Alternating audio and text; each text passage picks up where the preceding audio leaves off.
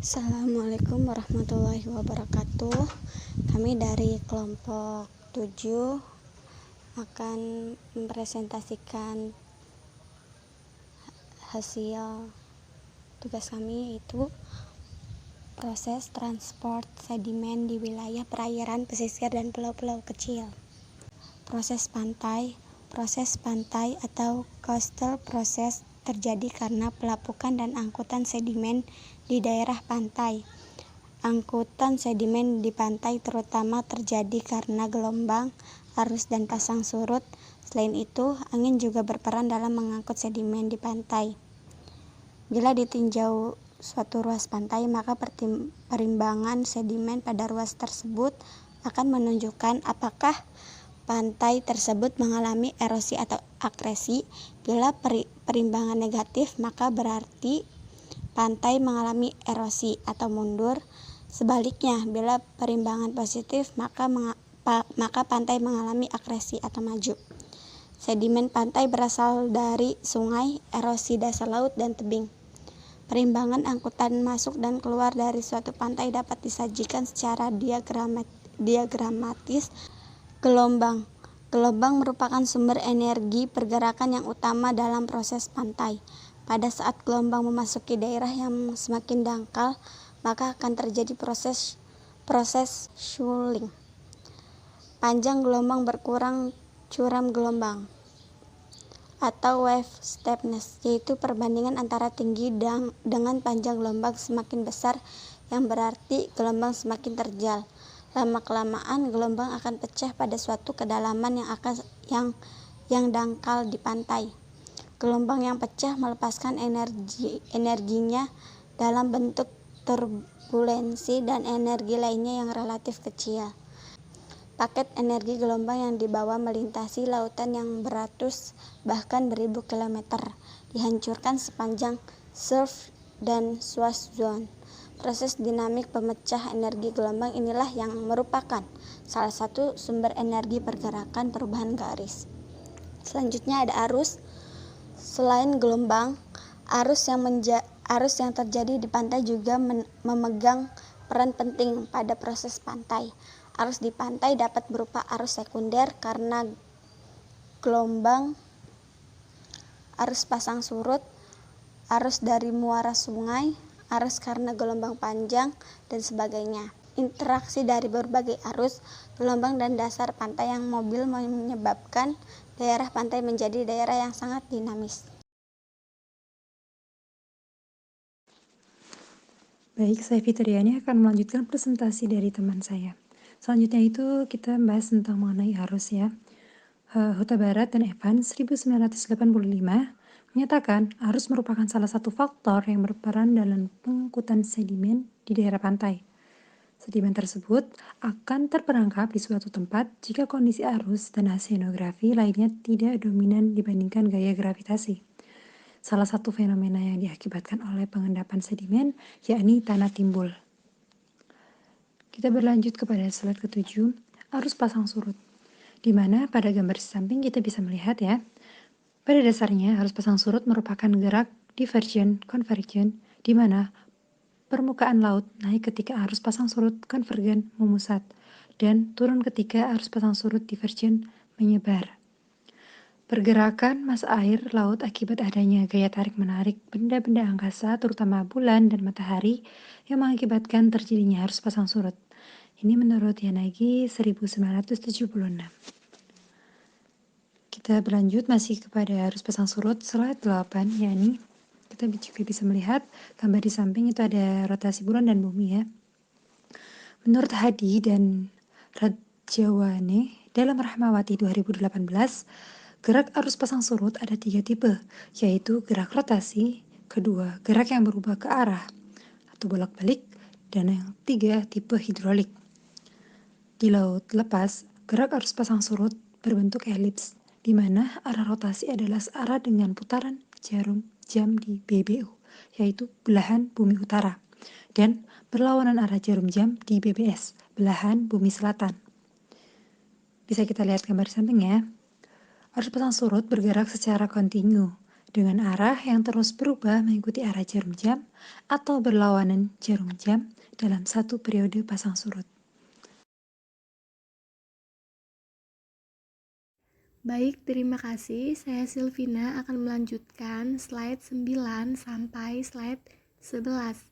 Di slide 9, kita akan membahas tentang morfologi pantai.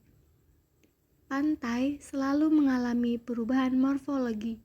Perubahan ini dapat dikelompokkan sebagai perubahan jangka pendek dan perubahan jangka panjang. Dalam skala pendek pantai, berubah pada setiap gerakan ombak dan pasang surut air laut. Salah satu akibat perubahan morfologi jangka pendek adalah adanya dua profil pantai, yaitu yang pertama, profil pantai dengan gumuk, yang sering pula disebut profil badai. Dan yang kedua, profil pantai tanpa gumuk atau profil tenang. Perubahan jangka panjang dapat terjadi karena kendala dan proses alam atau lebih sering karena campur tangan dan aktivitas manusia di pantai.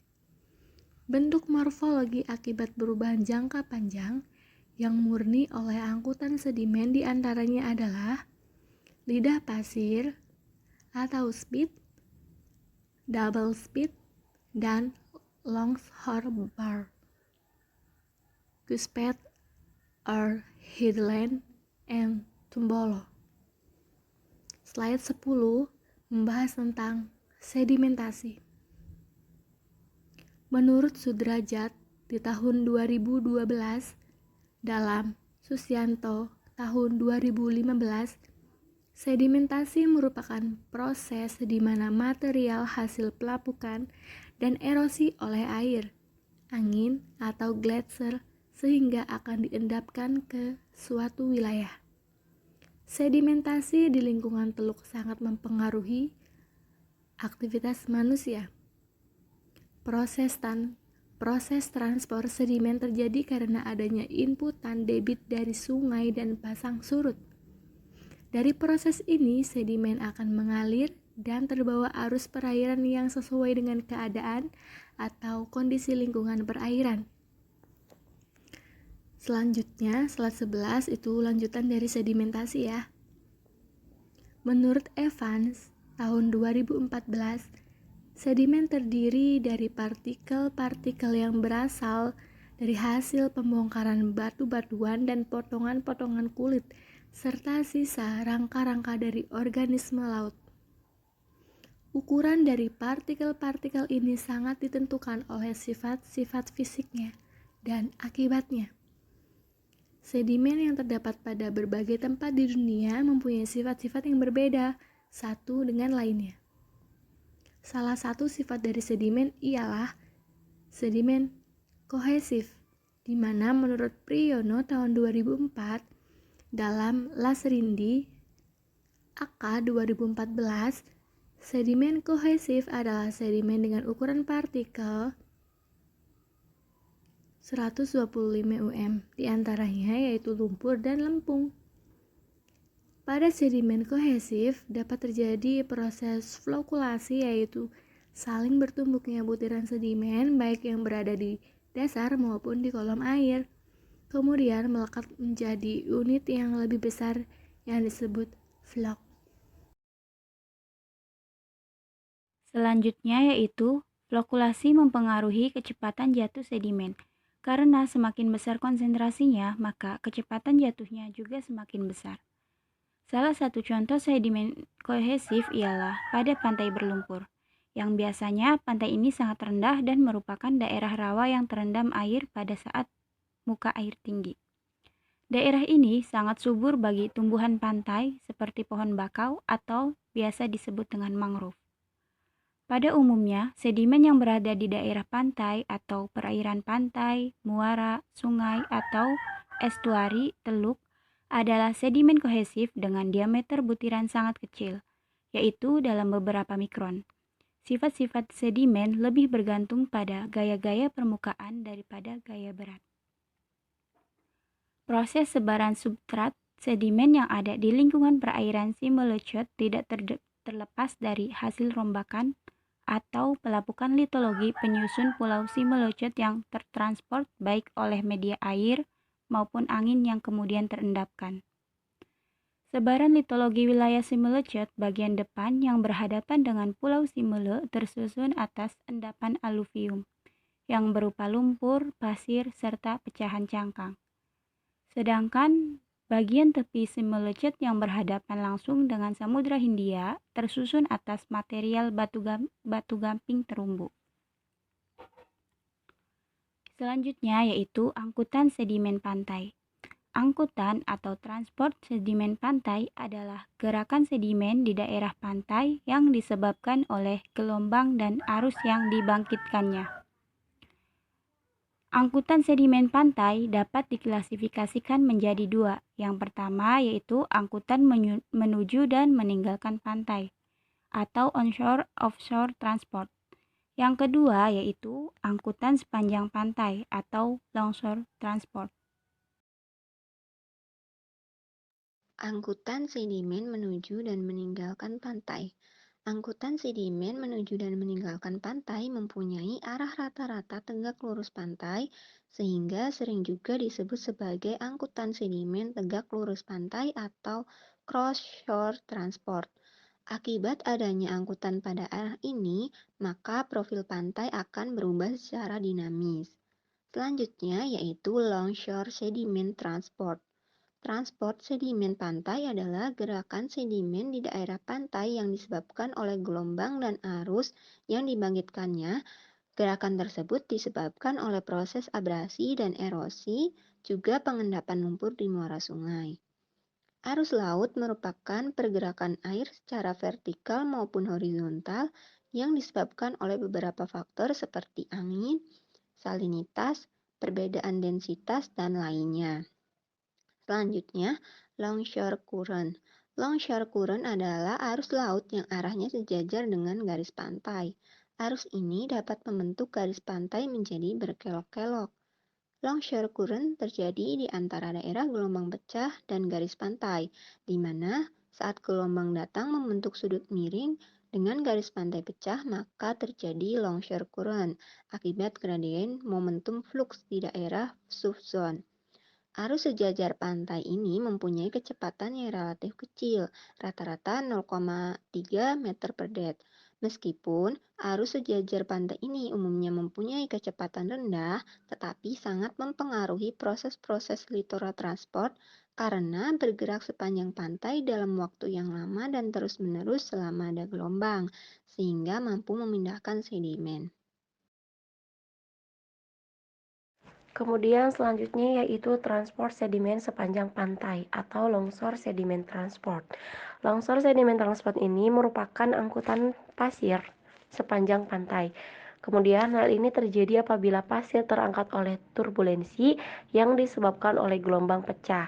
Hal ini dipengaruhi oleh gelombang ataupun arus pasang surut. Kemudian sedimen transport sejajar dengan pantai dipengaruhi oleh arah gelombang dan sudut webcast dengan garis pantai. Longsor sedimen transport dapat menyebabkan terjadinya erosi pantai mundur dan akresi pantai maju. Ada dua jenis sedimen yang ditransportasikan yaitu cusip dan non-cusip. Sedimen transport cusip sering dinamakan dengan suspended load transport karena sifatnya yang melayang di air. Sedangkan non-cusip ini dinamakan dengan bed laut transport. Selanjutnya, transport sedimen sepanjang pantai ini merupakan gerakan sedimen di daerah pantai yang disebabkan oleh gelombang dan arus yang dibangkitkan. Kemudian transport sedimen ini terjadi antara gelombang pecah dan garis pantai akibat sedimen yang dibawanya. Hal tersebut dimungkinkan juga karena pengaruh gelombang dari laut. Hal ini dapat menyebabkan terjadinya turbulensi yang membawa material dari dasar pantai, sehingga erosi daerah pantai akan lebih aktif akibat gelombang. Kondisi itu menyebabkan pada daerah pantai si melucut terendapkan substrat sedimen yang berukuran tidak seragam didominasi oleh endapan pasir yang berukuran kasar, sehingga yang sedang ini bercampur dengan pecahan, terumbu, dan cangkang. Selanjutnya yaitu ada angkutan sedimen sepanjang pantai. Nah, angkutan sedimen sepanjang pantai ini mempunyai arah rata-rata yang sejajar dengan pantai, sehingga sering pula disebut dengan transport sedimen sejajar pantai. Lalu, angkutan sedimen sepanjang pantai juga dapat menyebabkan permasalahan seperti pendangkalan pelabuhan, erosi pantai, dan sebagainya. Oleh karena itu, prediksi transport sepanjang pantai ini adalah sangat penting. Baik, materi yang selanjutnya yaitu mengenai transport sedimen Pulau Putri. Simulasi transport sedimen menggambarkan pergerakan dan perpisahan sedimen yang dipengaruhi oleh arus, pasang surut, maupun kedalaman dasar laut. Seperti yang ditujukan pada gambar 4, di mana pergerakan sedimen pada saat menuju surut terendah. Lalu, pengendapan sedimen paling tinggi terjadi di sekitar muara dengan ditunjukkannya warna hijau hingga yang paling tinggi adalah warna merah.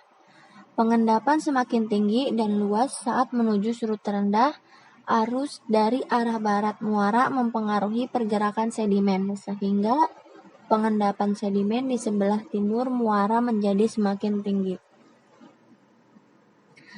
Kemudian, pengendapan sedimen paling tinggi terjadi di sekitar muara dengan ditunjukkannya warna biru muda hingga yang paling tinggi adalah warna kuning kecoklatan.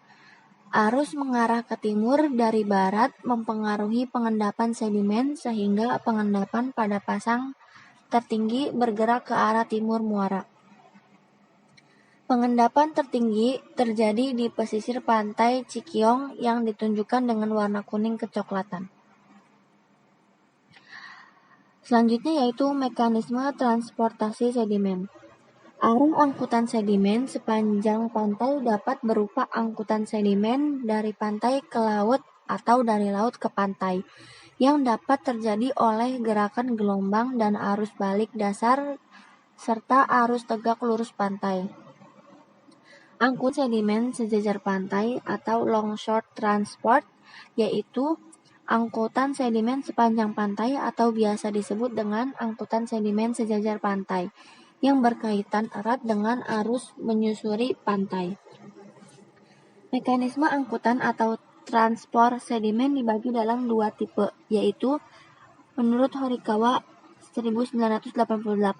Yang pertama, angkutan sedimen dasar adalah gerakan material sedimen pada dasar perairan yang terseret arus secara menggelinding, bergeser, dan saltasi.